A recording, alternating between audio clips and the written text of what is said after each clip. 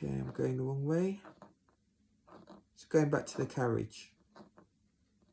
Okay, so the carriage now is that we are born again, right? Old things, okay, have now passed away. So, and the word of God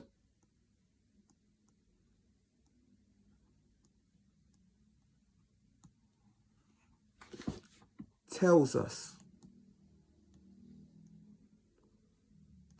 this. Now, this was, it was prophesied before about Jesus' death. Okay, it was prophesied about his death, his sufferings, okay, and resurrection, which is the glory that follows. So all of this was prophesied about his death and his resurrection. Now it's prophesied. So the word of God has told us. Now all we need to do is believe.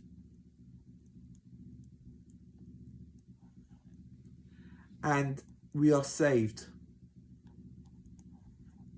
through believing in the resurrection. And this is the carriage. Now the horse,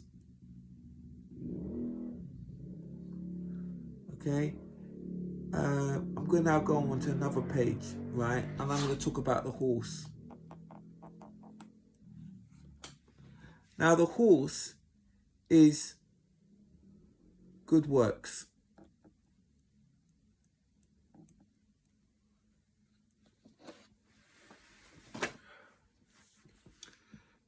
That we should walk in.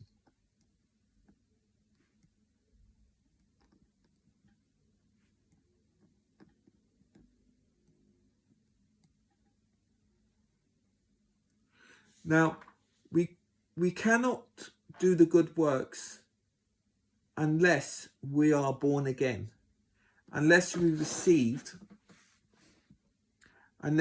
have the carriage. So unless we're born again, unless we become new creation and receive by faith the resurrection, we will not be born again unless we receive the Spirit of Christ. We read that in Romans 8:9. Unless you receive the Spirit of Christ, which is the Spirit of Christ,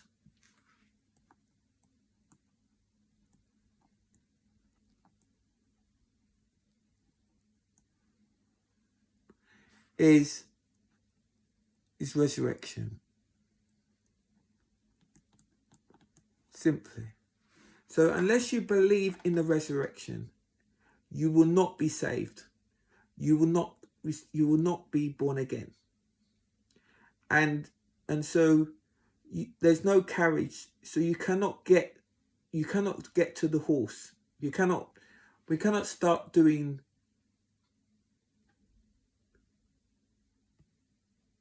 We can't be doing the good works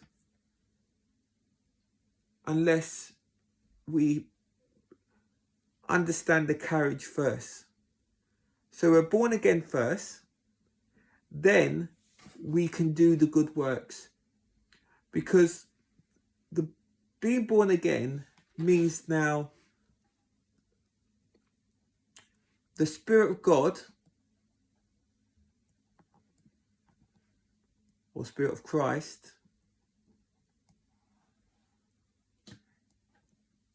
is now in the believer. Now the Spirit of God enables us to do the good works.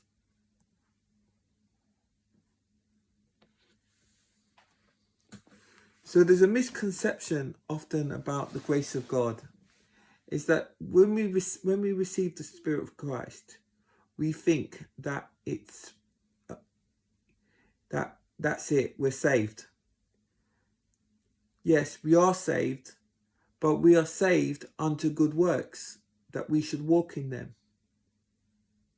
So some Christians do not understand this. They think that, okay, they're saved and that's it, they believe. But God doesn't save us just so that we stay the same, or we live, live like we used to live, like in the flesh. Because before we become a Christian, we all have a life. If we go back to this, what we talked about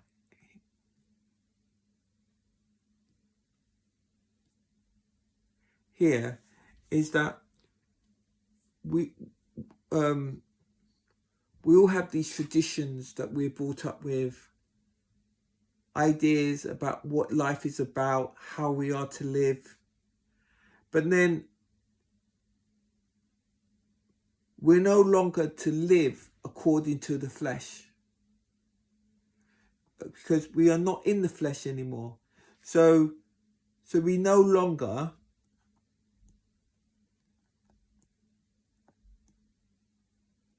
live according to the flesh. Okay, we now live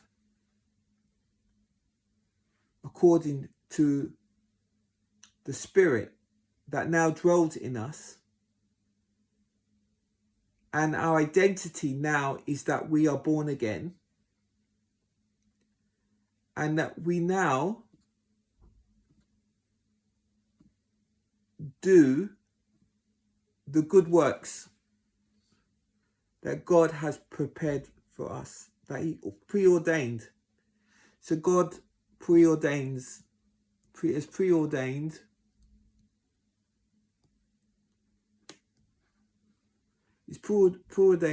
us, okay, to walk in these good works.